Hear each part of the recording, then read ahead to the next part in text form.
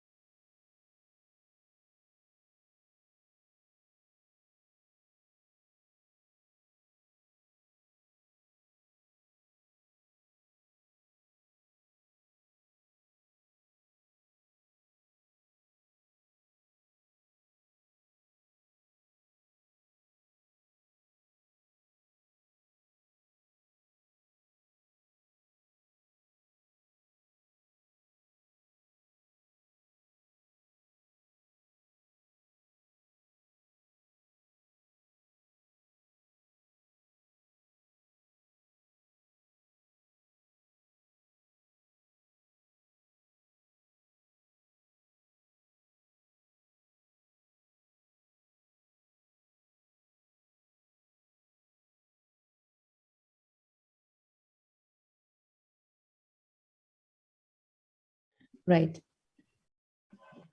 Could we have everyone on the camera, please? It'll be just nice to see everyone.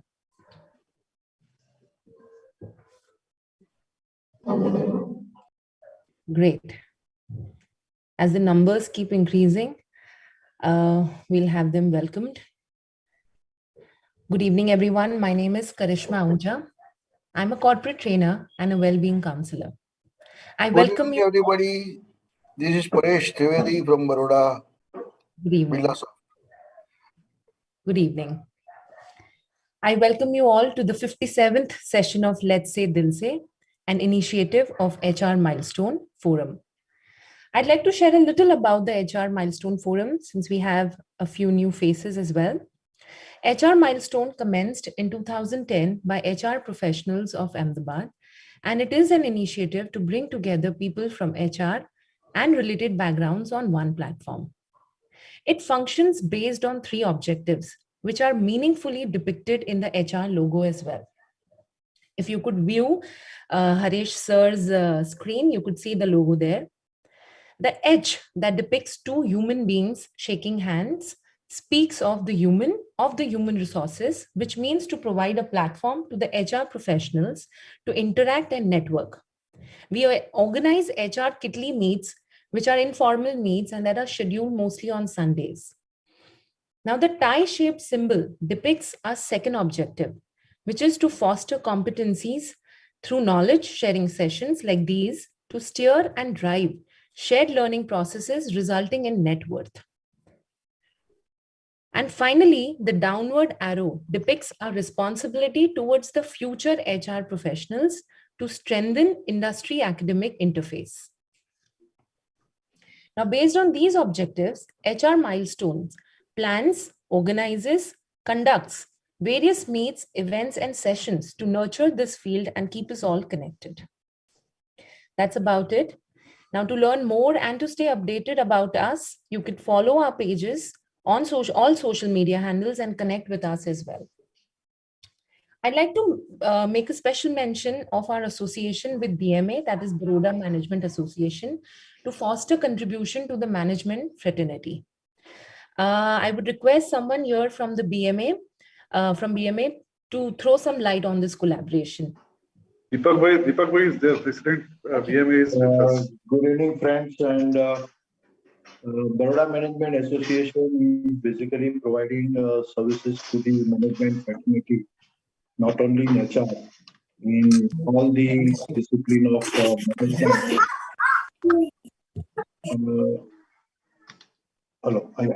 So we have been doing a lot of activity, and one of the prime activities is a Friday evening talk. Every Friday, we normally organize the talk of some experts on current topics, and it is not related to HR but it is related to many other topics.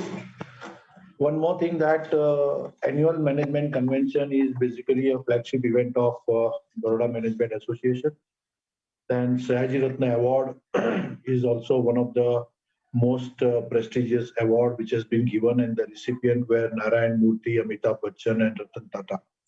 So it is basically an award of this caliber, and we are going to have a Management Excellence Award this year into the various disciplines. And we are looking for the support and help from the HR fraternity. Now, basically, I am associated with HR Milestone since many years, and I know Harish Bhai well. So we were thinking that in isolation, none of the organization will survive. We need to collaborate with each other so that both can help each other. BMA has got an excellent designer who can design your invitation. We have an experts to do that. Then we have got an excellent license of Zoom, which you can use it. We have a back office team which will basically help in doing marketing. And you people are basically the one who provide participants to the various organizations. So HR people are the one who basically provide. So BMA is very closely associated with HR, and that way this kind of MOU between HR Milestone and BMA is really going to help both the organization. BMA has its own hall and various other facility, and which we have offered free to HR Milestones to do any activity. So in case if you want to do any meeting or any activity, you are free to use BMA platform. And I think that is a very fruitful association, and in long way, like you do event on almost every Wednesday, BMA is doing on almost every Friday. So like in a week, 2 events are basically for BMA and 2 events are for HR Milestone. So this is a great achievement by both the organization, and I think that in long run, both the organization will grow together. So thank you very much for giving this time to BMA. And next time, I request that before you fix and design yourself, we have an expert who will really do a very nice design of the invite for the people. So I think it will be helpful to you. Thank you. Thank you, Harish Bhai. Deepak bhai, thank you. Thank you very much for all that support and the confidence you have showed in HR Milestone. So thank you very much. And let's see this association go a long way. Request everyone, please, if you can keep yourself mute. So, Deepak bhai, let us see this association go a long way for the mutual benefit of and the ultimate benefit to the not only HR but to the management fraternity. So let us see how we both can work together.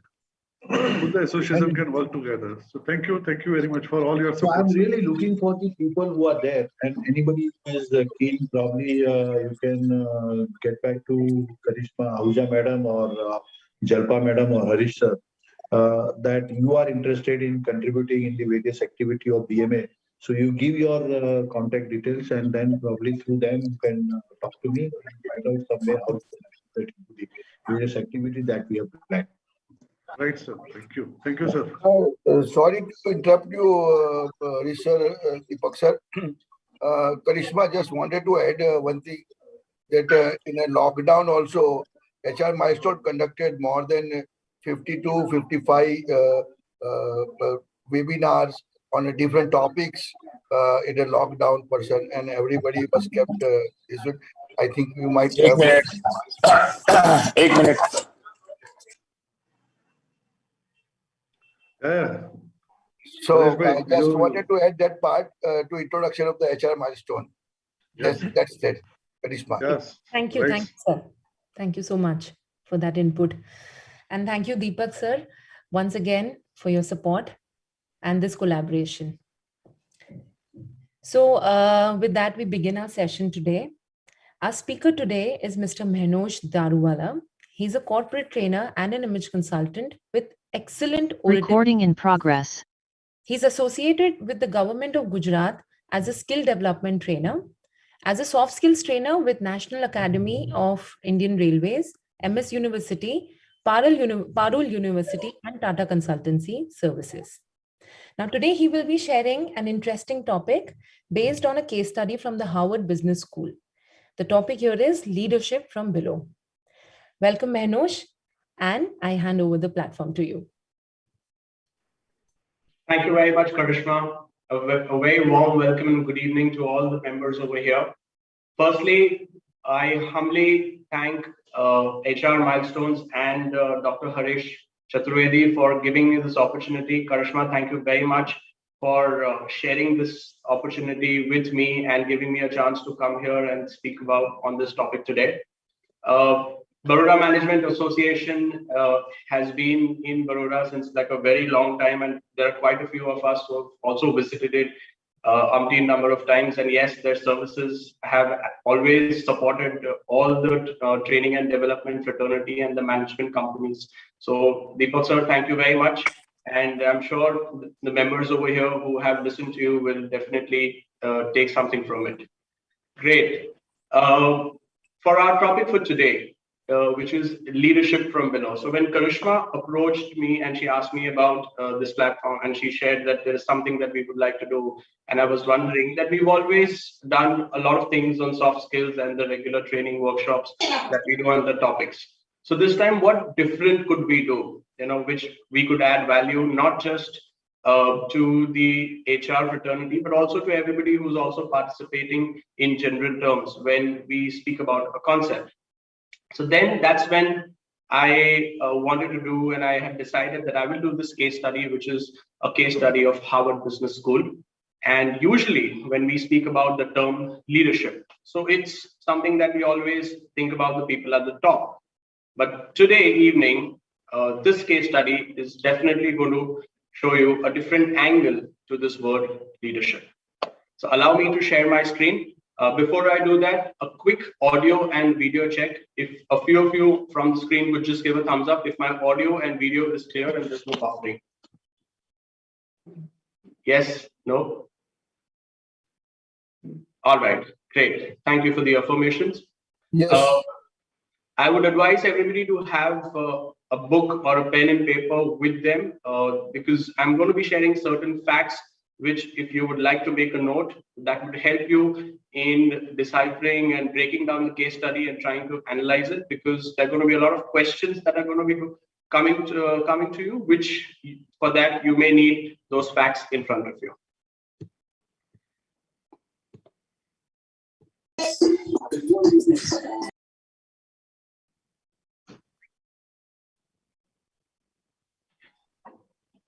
All right.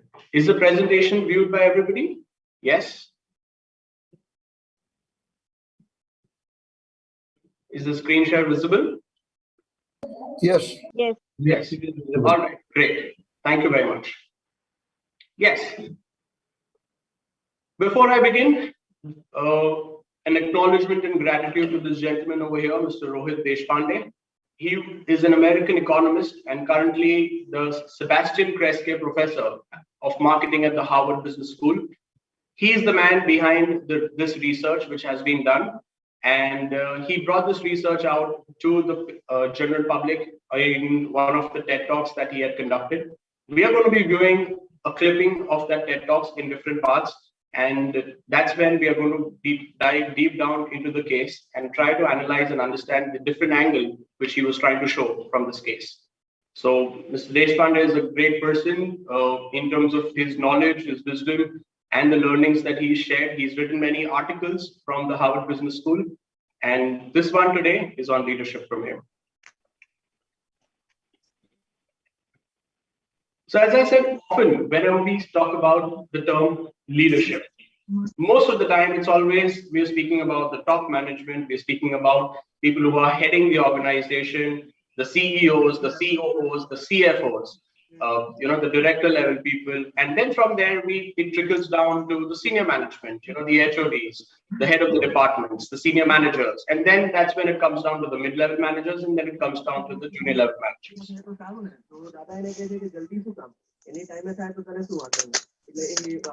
May I request everybody to have their mics on mute, please? Thank you very much. Right. However, as I said, that our today's case is going to be seen in a different light. Our today's case talks about leadership from bottom up instead of the top down approach. The case that I'm going to present to you happened in the year 2008. It was a very unfortunate series of events that took place on 26th of November, all of us, very formally known as 26/11. And yes, we are talking about the terror attacks that happened in Mumbai. In this particular case, one of the hotels was largely affected, and yes, there was a terrorist attack on that hotel.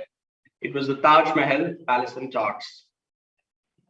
During this time, when this attack happened, and during the emergency and the crisis situation, it was close to around 9:30 at night when this attack happened.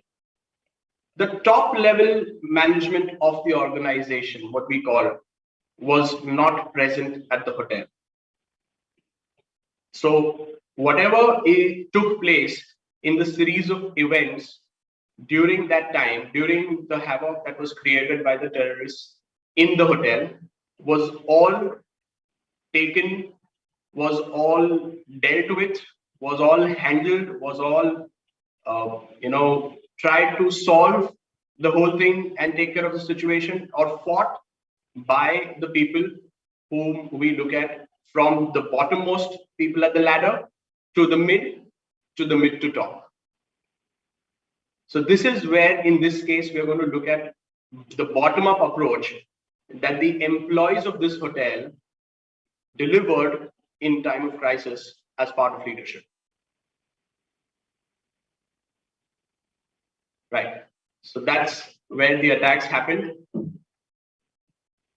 So, as I said, if you have a pen and paper, I'm going to share certain facts of the case before we get into the video and try to analyze and decipher it. A few facts. First, there were close to 500 guests that were registered at the hotel, which means these were guests who were actually staying at the hotel.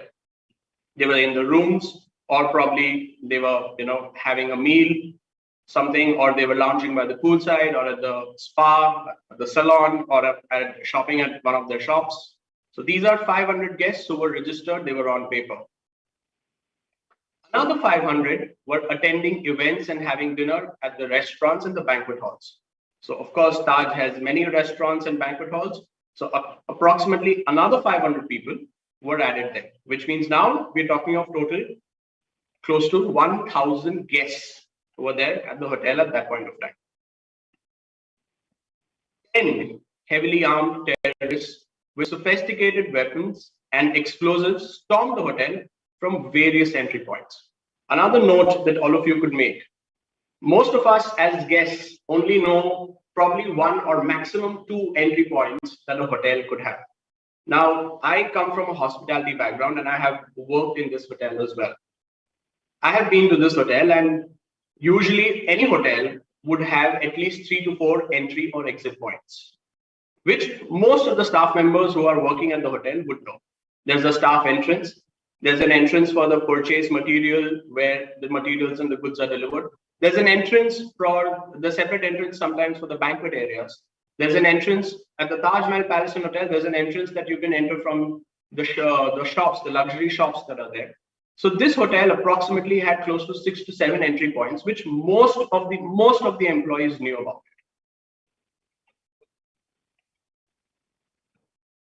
600 staff members were on duty that night. So on the night that the attack happened, there were 600 staff members. So on an average, we're talking close to 16 to 1700 people who were in the hotel, out of which 1,000 were guests, which means there were definitely more in numbers, and another 600 were staff members. So close to 1,700 people in the hotel at that point of time. Now, these are the facts which I shared, that if you have a pen and paper, you can note them down, because there are certain questions that are going to be following this case, and these numbers would be helpful for you to answer those questions. The last fact which I would like to share is, out of these 1,700 people, 34 were reported dead after an all-night terrorist attack. 34 people. Right? So I'll allow a few seconds for everybody to make a note of these facts, and then I would dive into the video, where we're going to look into the video where Mr. Deshpande is sharing the details of the case, and he's also going to be explaining a few other things of what happened on that day night, and how did the hotel react, how did the hotel manage, and what are the things that the staff did. Post that, I'll be pausing the video, and then we're going to look at certain questions. Has everybody noted the facts? Are we good to go with the video? Yes? No? Or you could just take a screenshot if you're on your phone. That also would be fine. All right. Yes.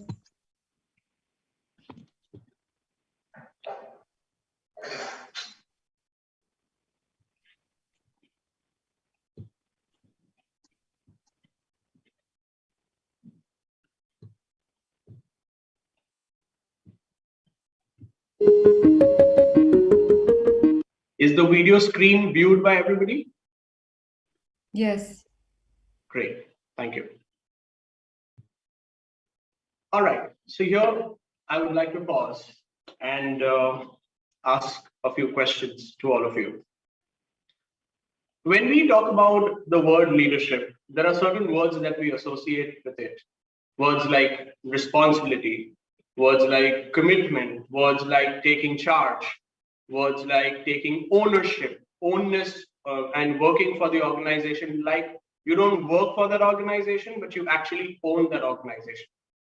And to a certain extent, all of us believe that these things are more strong and are more prevalent in people who are at the top level, people who are the founders of the company, or people who have been with the organization for like a long period of time.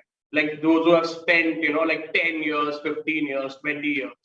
And I've been to this hotel, and this hotel has a long legacy and history. It's over 100 years.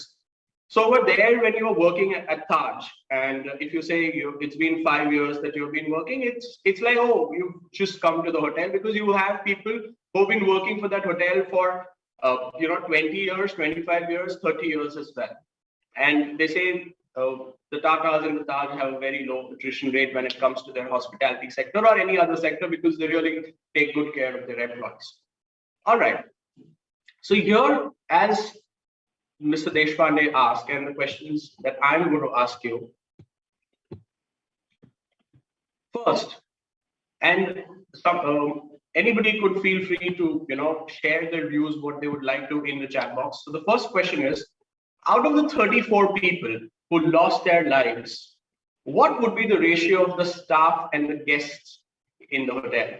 Which we now know that there were 1,000 guests at the hotel, and there were around close to 600 staff members. So what would be an average ratio of those 34 people? Would there be more staff or would there be more guests? You could write your answers in the chat box for everybody to view, or you could just make a note in your own book as well, because ultimately we are going to look into the real facts. Another question to ponder and introspect. Out of 600 members of the hotel, how many of them would have saved their lives and left the hotel as they were aware of all the back doors and various exit points?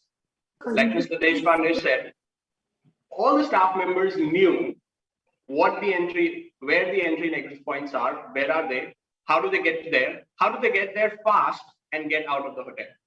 So what would be approximately the number of staff who would have probably left the hotel in such a life-threatening situation? And the third question, which I would like to ask, is what the question Mr. Deshpande asked last. Think about it. What would you do if you were in their place as a staff member?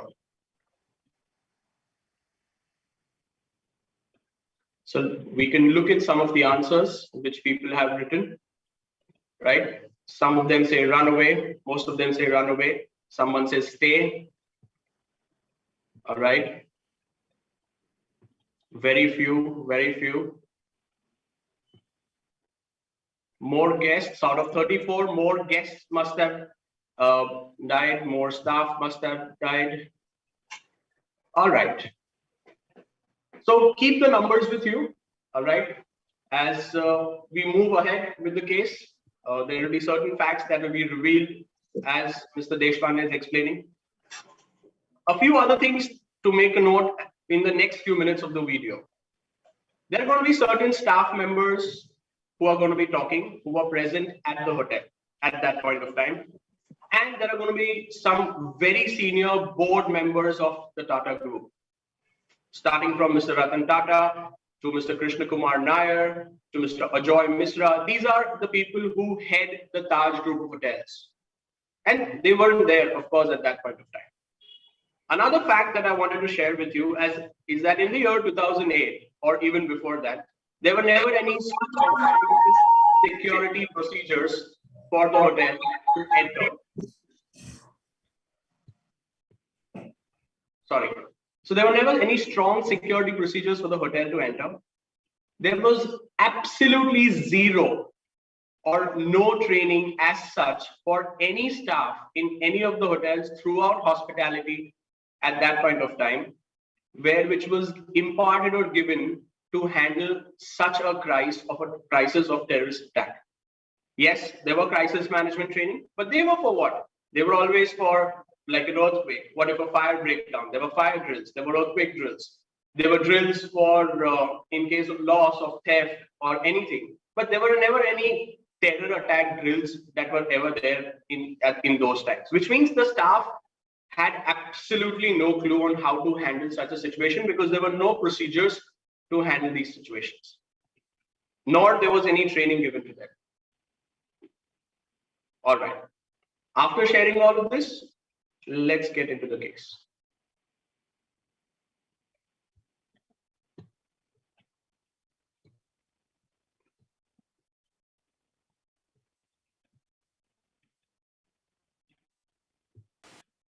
All right. So, answer to one of the questions here. Not even one ran away. Not just that, there were staff members who went out, helped some guests out, and came back in. Now, such behavior is only when I shared this about this case, and I've spoken to a couple of people who are from the defense background. They say, Mehernosh, such kind of behavior is only depicted when a soldier is fighting for a country. And this was the first time something like this happened in a corporate culture, in a corporate hotel, in a corporate industry. And the behavior depicted was just like a soldier who was at the front, who would have done anything to save the lives of the people of his own.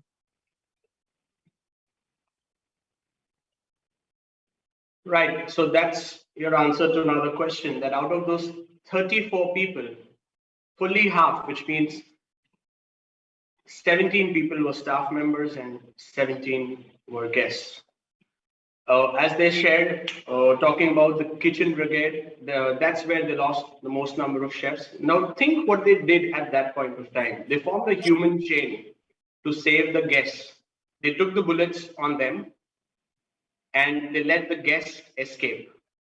Malika Jagat. Now, why I'm talking about Malika Jagat over here, because I know her as a colleague. We've worked together, we've trained together.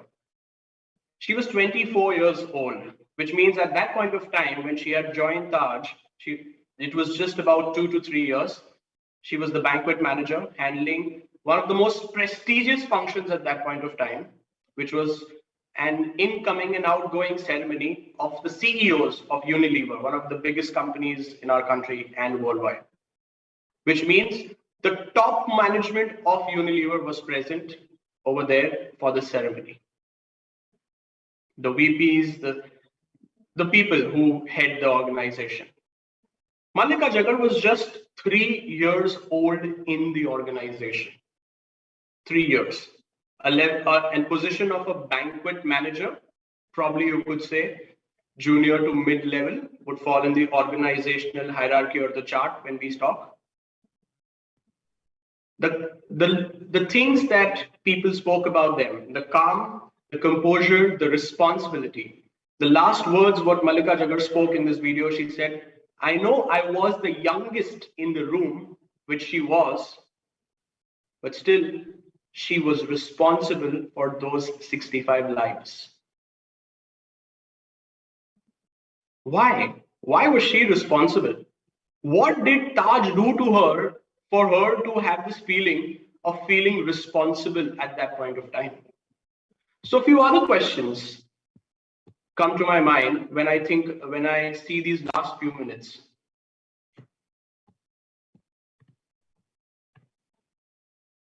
In spite of being aware of all the back doors and exits, why did the staff members not escape and instead they came back to help more guests? Think about it.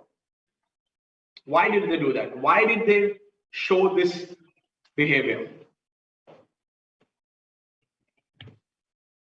What does this explain about the behavior of the staff members? Some answers would be welcome in the chat box. Right? Ownership mindset, sense of ownership, yes. Loyalty, accountability, all right. Yes, it depends on our association with the organization, absolutely. It's the contract, it's the employer and the employee contract. It's that contract, it's your association. To a lot of people, their association with the organization just ends with their immediate senior. It's like, for me, my organization is my immediate senior. If my immediate senior is great, for me, the organization is great. If my immediate senior is somebody who's, on my life 24/7, which means, oh, I can't work for this company. This is usually the mindset. So which means if they have a good relationship with their organization, at the end of it, what we're talking is their relationship with their immediate seniors, who are actually the people of the organization. Who builds the culture of the organization? Is it the infrastructure? Is it the equipment? Is it the best of the design that they make? No, it is the people. It is the value system of that organization that builds this culture.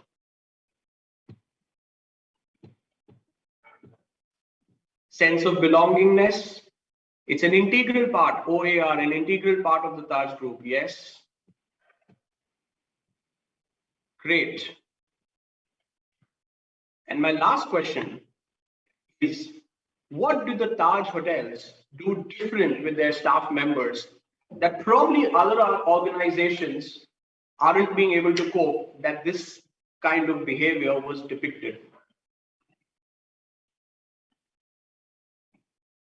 So to answer these questions, let's again go back to the video and see what Mr. Deshpande did. So when they went to the with all these questions to the Taj, to the top management, of course, and you saw most of them speaking, none of them from Mr. Tata to Mr. Mishra, Mr. Nair, none of them had any answers to it. That why did their staff behave this way? They said, we don't know. We haven't trained them. There is no procedure for it. They have never witnessed anything of these sorts in the past. They absolutely had no clue, as in why did the staff not just leave? And they had no answers. However, the people from Harvard wanted answers, and they said, no, we have to find this out. So they got a little more deeper into the case, and they tried to find out what actually happened. What is it that the Taj group of hotels do different with their staff members that probably other organizations are somewhere, missing out on, that they displayed this behavior? So let's see, what do they do different?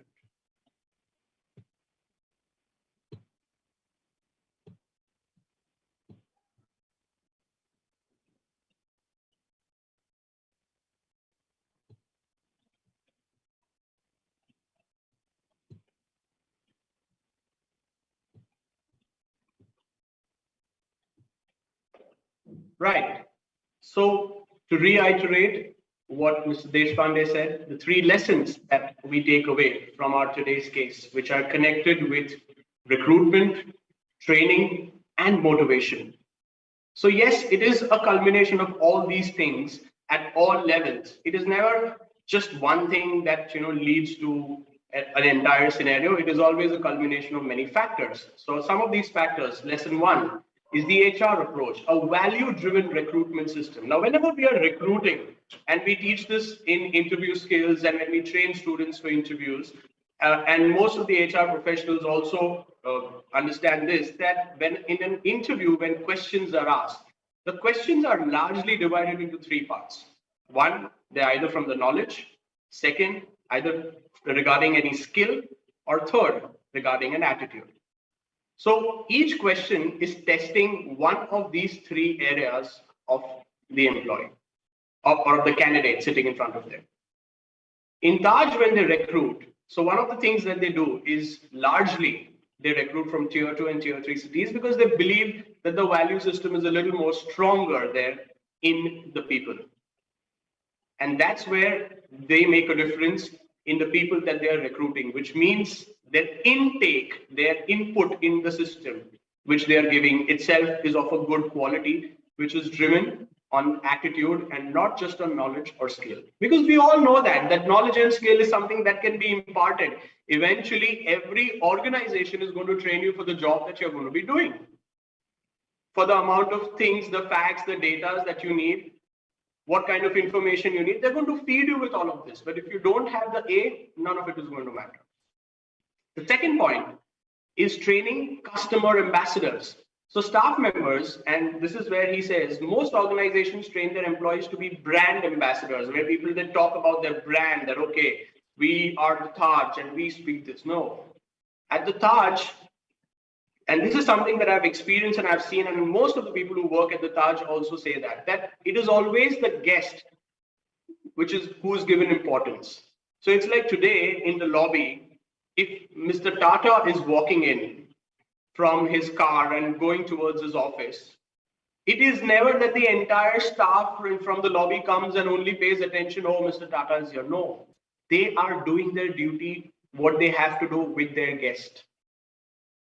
For them, they are trained that way that Mr. Tata is not your priority. The guest is your priority. So they are driven for the guest. At any level, if you go and you tell your management and the organization that this is what the guest demands and that what needs to be fulfilled, that's it. Nothing else matters to them. It's a customer-centric, guest-centric organization. And that's where the trainings are very different. The trainings are more focused in making the guest happy.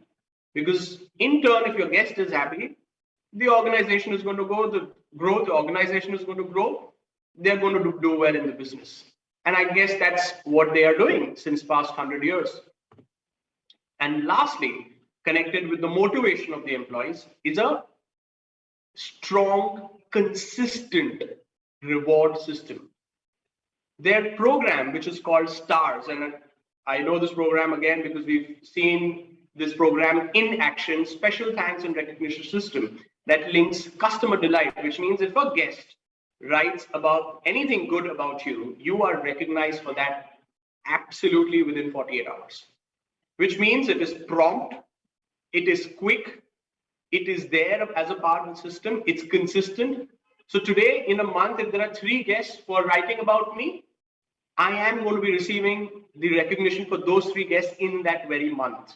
Now that is motivation, which means I got motivated thrice through this process. It could be by my senior managers, it could be through a small get together, it could be with a certificate, it could be something in terms of a raise, anything, but there is a recognition system in place. Amazing. So some of these points got extracted in the lessons that came out, that why did the staff members, in spite of being not experienced, in spite of not the top management being there, in spite of not having that many years of service with the organization in terms of what you call loyalty, accountability, in terms of ownership, all the factors were against them. No training given, no procedures, no SOPs, no protocols, nothing. And still they managed to pull this through. They still managed to get most of the guests out. They still managed to save the day, not just for the guests, but for the organization.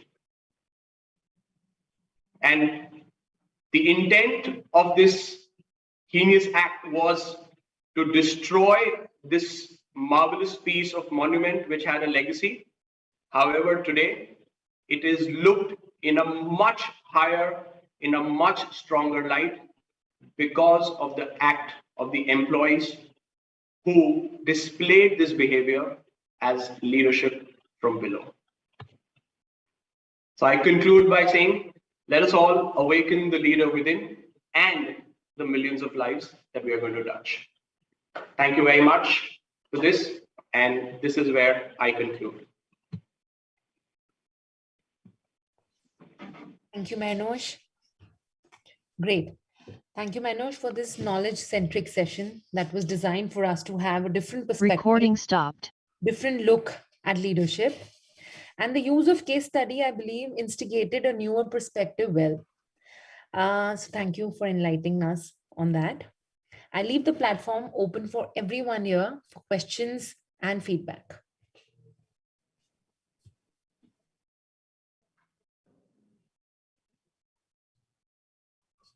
May I ask a question? Yes, please. Yes, sir. See, I have been running a training program since last 35 years on engineering design software. And my first batch starts at morning 6 o'clock. And I knew one company who came and asked the Divobai, give me the list of the student who has attended this program at morning 6 o'clock without a break, irrespective of his knowledge and skill in the AutoCAD. I would like to recruit them. And the one guy who has never remained absent. So I don't know whether he would have been successful. I have not gone that what is the outcome or how much benefit he got out of these people. But irrespective of the skill, he used to recruit only on one criteria, that guy who has attended the program regularly and who has never remained absent. And I used to wonder, I said that this guy is a crack. And he has recruited many people. I don't know what it is, but I think many people have stick to him. So does it work in the industry? All the places? So, sir, it would here, I would say, depend on his need of the kind of employees that he's looking at. If regularity and commitment is something which is the top need that he's looking in a candidate, and if that is what his dire need in a candidate is, I guess those kind of candidates then would work for the job profile that he is seeking for. So again, yes, he may be right in depending on the kind of job requirement that he's recruiting the candidates for. But if he's doing that, then I'm sure that would be working, as quite a few of us know that it is not easy to wake up in the morning. It is a difficult task. Regularity is something which today a lot of companies are facing in terms of attendance in office. So these are a few things probably which he would want to tackle and make sure that the raw material he's bringing in is of that quality and standard from the beginning itself. Yeah, thank you. We have a few feedbacks in the chat box. Mehernosh, excellent session. Thank you very much. I hope everybody could have some takeaway, and this session added value in terms of how we look at leadership. I think Tanya has raised a hand. Yes, Tanya. Yeah, thank you, sir, for sharing your insights. And it is indeed a very, very helpful case study. My question here is, do you have any idea that here people, the staff members, they got influenced by other staff members' behavior? For example, like if I were a staff member and I got stuck with 2, 3 of my teammates and I know that they are not leaving, but somewhere I'm afraid that I got stuck here, but I know my core values as per the HR approach, as per all the 3 pointers that we saw here. So Right. don't you think that people got affected by each other to just, be supportive here? Because I'm sure that as a human being, people would have those instincts of running away. Absolutely. You're right, Tanya. And there must have been this support from each other that, okay, if there's somebody else who's sticking by and who's staying there to save the day, I think even I should be doing that. And that, I'm sure, must have flowed throughout people and organizations that they were coordinating. Like in the video, there was this moment which when they shared this thing, that the telephone operators, they had left their duty and they had almost left the hotel. But when they heard that something like this happened, they came back. They came back, and not only they stayed the entire night, pulled on their shift because they were almost done with their shift and they must be leaving. But they pulled on the entire night with the shift. And that must have also added, because they must be saying, okay, this one's here, this one's here. Everybody is trying to save the day in various different locations of the hotel. So why shouldn't I? So you're right in saying that, absolutely. And that must have contributed to the behavior of how everybody reacted. And that must have been a very strong force of unity, is what I could say over here.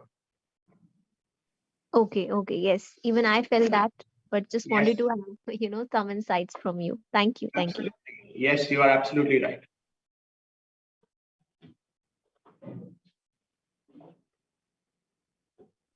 I would want to request everyone not to leave as yet. We have a concluding group pick that we need to take. So I assume there's no more questions. Feedback is in the chat box. Maybe please have everyone on the video for a quick sec.